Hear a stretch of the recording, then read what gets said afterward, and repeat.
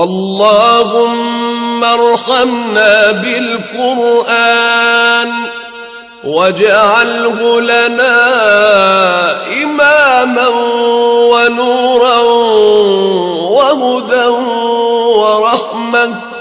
اللهم ذكرنا منه ما نسينا وعلمنا منه ما جهلنا وارزقنا تلاوته آناء الليل وأطراف النهار على الوجه الذي يرضيك عنا. اللهم ارحمنا بالقرآن واجعله لنا إماما ونورا وهدى ورحمة.